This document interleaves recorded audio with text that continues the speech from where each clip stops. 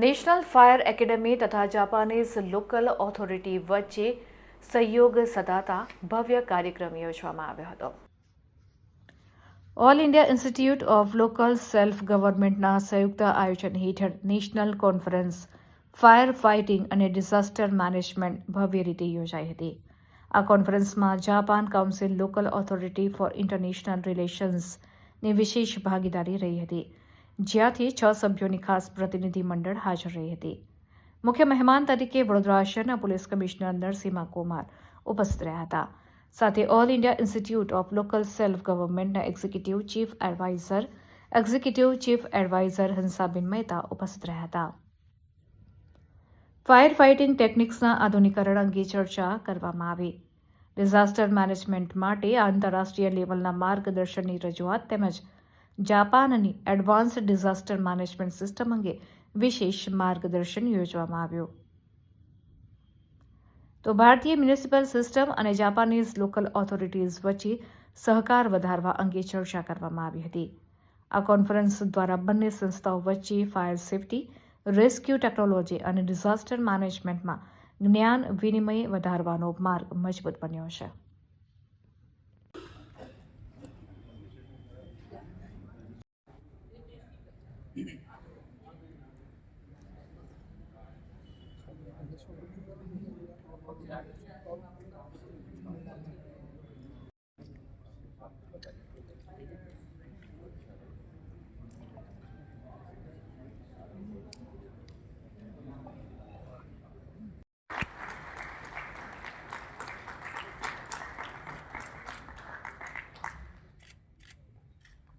Next, Mr.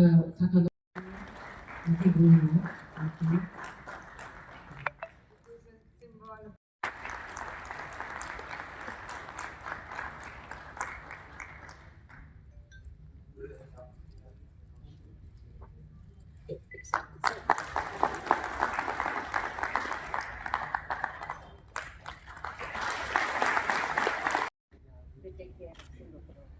We are supporting the hydrogen local governments.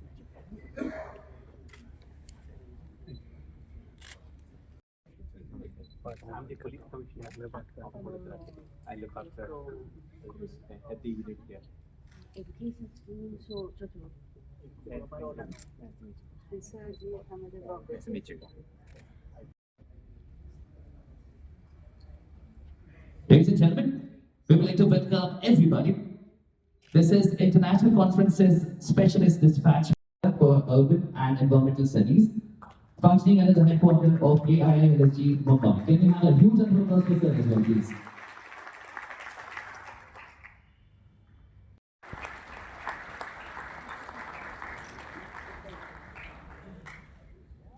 this is the chicken.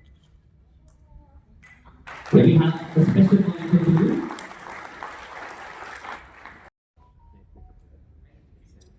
They are the company.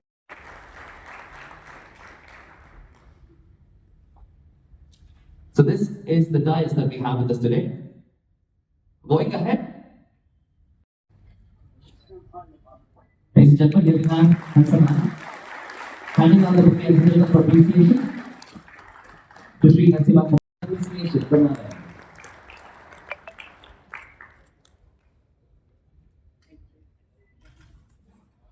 Thank you so much. We will request everybody to join the please. Before we go any further, we would like to start this day on an auspicious. આજે national fire academy Vadodara ખાતે 3 દિવસીય international conference on fire safety અને disaster મેનેજમેન્ટનું આયોજન કરવામાં આવ્યું છે. આમાં ગુજરાતના અને વેસ્ટ ઝોનના ફાયર સેફટી અને ડિઝાસ્ટર મેનેજમેન્ટ સાથે જોડાયેલા ડેલિગેટ્સ પાર્ટિસિપેટ કરી રહ્યા છે. અને આ કાર્યક્રમમાં વિશેષ રીતે જાપાન અને સિંગાપુરથી નિષ્ણાતો આવેલા છે.